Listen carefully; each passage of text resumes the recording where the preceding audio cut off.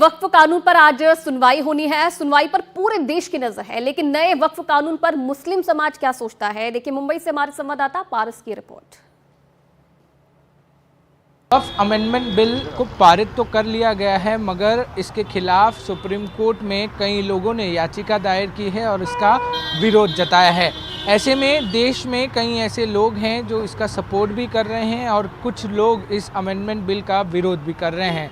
हम मुंबई में हैं और हमारे साथ कुछ लोग हैं जिस पे हम पूर्ण तरीके से स्पष्टता से बात करेंगे कि उनका क्या इस पूरे मामले में कहना है और वो वक्फ बिल के ऊपर क्या कहते हैं। सर बेग साहब, बहुत बहुत स्वागत है आपका। सबसे पहले आज वक्फ अमेंडमेंट बिल जो कि पारित किया गया था, उसके बाद असदुद्दीन ओवैसी हो या बाकी के बहुत सारे लोग हो, उन्होंने सुप्रीम कोर्ट में एक याचिका दायर की थी और इस पूरे मामले में सुनवाई के बारे में कहा गया था।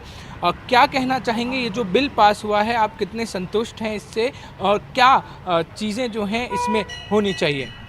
नमस्कार। देखिए, विरोध करना हर आदमी का अपना अधिकार है, वो कर सकते हैं। ऐसा ही नहीं है, देखिए कानून बना है तो एक सांसद से बाकायदे बिल पास होने के बाद में कानून बना है और कानून पूरे देश के लिए बना है और सबको मानना चाहिए। अब जिनको विरोध करना है, भारतीय जनता पार्टी कितना भी अच्छा काम कर दे, जब से समझिए सरकार आई है, जब से जो विरोधी पार्टियां हैं उन्होंने आज तक कभी सरकार की तारीफ नहीं की, हमेशा उन्होंने विरोध ही किया है। अच्छा करो, अच्छा ही करती है सरकार तो, और देश हित के लिए है। अच्छा, उससे नुकसान किन लोगों को है आप बताइए। आपके माध्यम से मैं भी पूछना चाहता हूँ, मैं भी एक मुसलमान हूँ, कि उससे किस गरीब आदमी का आज तक कोई फ़ायदा हुआ है? जो उसके चेयरमैन अध्यक्ष बनते हैं वही बेच के खा जाते हैं, या बड़े लेवल के नेता हैं वही दबा के प्रॉपर्टी को बेच देते हैं, मालूम भी नहीं पड़ने देते। तो उन्हीं लोगों को परेशानी हो रही है, आम आदमी का इससे कोई लेना देना नहीं है। इसको मजहब से बाकायदे जोड़ दिया जा रहा है। आपसे जानना चाहूँगा, वक्फ अमेंडमेंट बिल पास होने के बाद कितना फ़ायदा होने वाला है और जो लोग कह रहे हैं कि इससे नुकसान हो रहा है, वो क्या ऐसे नुकसान हैं जो लोगों को भोगने पड़ेंगे? जो ये बिल लाए, वक्फ बोर्ड का जो बिल लाए हैं, उनको मुसलमानों को जो भी विरोध कर रहे हैं उनको कॉन्फ्रेंस में लेना चाहिए था कि भाई ऐसे ऐसे हम लोग लाने वाले हैं। आप अगर मुझे कोई काम कर रहे हैं, मुझे अगर कॉन्फ्रेंस में आप साथ में लेके बता रहे हैं कि भाई हम ऐसा ऐसा करना चाह रहे हैं, आप हमारे साथ आओ, तो और आपकी तारीफ होती। आज महत्वपूर्ण सुनवाई होने वाली है सुप्रीम कोर्ट में, जहां पर इस बिल को लेकर जो लोग विरोध कर रहे हैं वो पिटीशन लेकर पहुंचे हैं वहां पर। आप बताएं सर, इस पूरे मामले में किस तरीके से चीज़ें आगे बढ़ सकती हैं और जो कानून ये बनाया गया है वो कितना फ़ायदा कारक या नुकसान कारक है लोगों के लिए? नमस्कार। सुप्रीम कोर्ट में ऑलरेडी मैटर पेंडिंग है, उन्होंने रिट पिटीशन फाइल किया है। तो जो पश्चिम बंगाल में मुर्शिदाबाद में जो दंगा फसाद था वो नहीं होना चाहिए, वो घोर निंदनीय है। अगर सुप्रीम कोर्ट जो फैसला देगी उसको सभी को मान्य करना पड़ेगा। आपको दंगा फसाद से कुछ नहीं होने वाला है। और जो पार्लियामेंट में बिल जो पास किया गया है, वक्फ अमेंडमेंट बिल पास किया 2025 का, वो पूर्ण बहुमत के साथ पास किया गया है। किसको ऑब्जेक्शन है वो कोर्ट का लीगल प्रोसीजर फॉलो कर सकता है, उनको कोई दबाव प्रेशर नहीं है। कोर्ट सबके लिए बराबर है, सबको बराबर न्याय देती है। आज से नहीं, शुरू से लेती है और आगे भी देने वाली नहीं है। देखो, जिसमें खाने को मिलता है वो विरोध में, जिन्हें नहीं मिलता वो विरोध में नहीं है। पब्लिक का तो कोई छोड़ने वाला ही नहीं है इसमें। 78 साल हो गए देश आज़ाद हुए, वक्फ बोर्ड ने आज तक कुछ करा? कुछ नहीं। किसी मुसलमान को बेनिफिट मिला? कुछ। फिर क्यों नाटक हो रहा है? जो करना है होने दो। तो अलग अलग लोगों की अलग अलग राय भी हमने यहाँ पर आपको सुनवाई। मुंबई के लोगों को आप सुन रहे थे जो इंतज़ार कर रहे हैं कि कोर्ट का दृष्टिकोण आखिर यहाँ पर क्या रहेगा, कोर्ट की तरफ से क्या कुछ फैसला यहाँ पर सामने आने वाला है। और पूरे देश की निगाहें इस पर टिकी है क्योंकि 5 अप्रैल को राष्ट्रपति की मुहर इस पर लग गई है। 8 अप्रैल को सरकार की तरफ से नोटिफिकेशन इसको लेकर जारी कर दिया गया है। तो अब पूरी तरह से ये कानून जो है, वक्फ का संशोधित कानून, ये लागू हो चुका है। हमारे साथ इस वक्त चर्चा करने के लिए वरिष्ठ वकील जुड़ रहे हैं, सुप्रीम कोर्ट के विराग गुप्ता जी।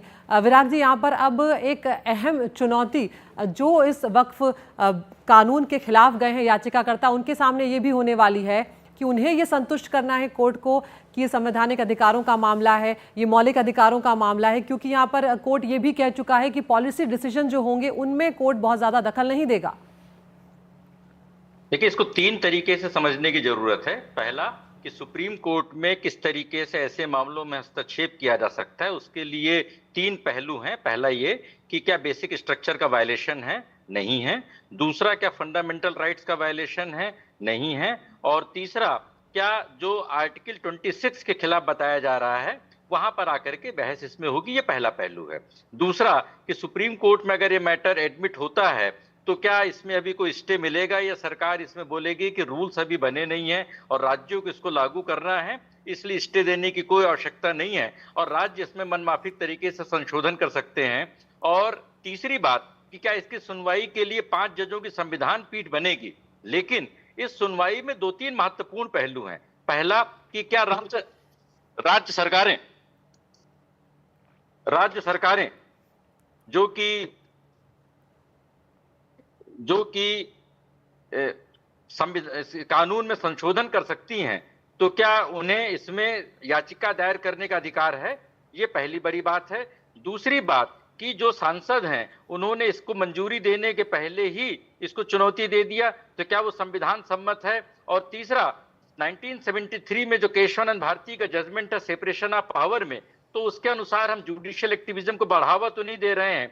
जब 2013 में संसद से संशोधन हो सकता है, जब 1995 में संसद से कानून बन सकता है, तो फिर इस तरीके से 2025 के कानून को असंवैधानिक बताना मुझे लग रहा है कि ठीक बात नहीं है और संसद की सर्वोच्चता है। और अगर कानून में कोई दुरुपयोग हो सकता है तो दुरुपयोग के आधार पर ही कानून को रद्द करना ठीक नहीं हो सकता है। दुरुपयोग को रोकने के लिए प्रावधान किए जा सकते हैं, लेकिन संसद के कानून की सर्वोच्चता को मानना चाहिए। जी विराग जी, आपसे ये भी जानना चाहेंगे कि अगर रद्द नहीं होता है, सुप्रीम कोर्ट अगर फैसला लेता है कि रद्द नहीं करना है इन सब चीज़ों को, तो क्या आगे भी कोई रास्ता बचता है विपक्ष के पास में? क्योंकि विपक्ष भी बोल रहा है कि हमारा जो पक्ष है वो काफ़ी मजबूत है, तो क्या आगे कोई रास्ता बचता है कानूनी? देखिए, विपक्ष के पास इसमें 3 तरीके के बातें हैं। पहला ये कि विपक्ष शासित राज्यों में, क्योंकि ये मामला कॉन्करेंट लिस्ट में भी है और स्टेट लिस्ट में है, तो विपक्ष के राज्य इसमें संशोधन कर सकते हैं अपने राज्यों के हिसाब से, लेकिन उसको राज्यपाल के माध्यम से केंद्र सरकार की मंजूरी लेनी होगी। ये पहली बात है। दूसरा ये कि उसमें जो राज्यों ने जो याचिकाएं दायर की हैं या लोगों ने याचिकाएं दायर की हैं, तो किसी पर्टिकुलर प्रावधान में, जैसे सेक्शन 40 है, तो सेक्शन 40 के प्रावधान को स्टे करने के लिए उसमें मांग की जा सकती है। और तीसरी बात ये है कि जब संविधान पीठ में मामला जाए तो उसमें पूरी बात रखी जा सकती है। बिल्कुल। बहुत बहुत शुक्रिया विराग गुप्ता जी यहाँ पर हमसे जुड़ने के लिए और ये जानकारियां साझा करने के लिए।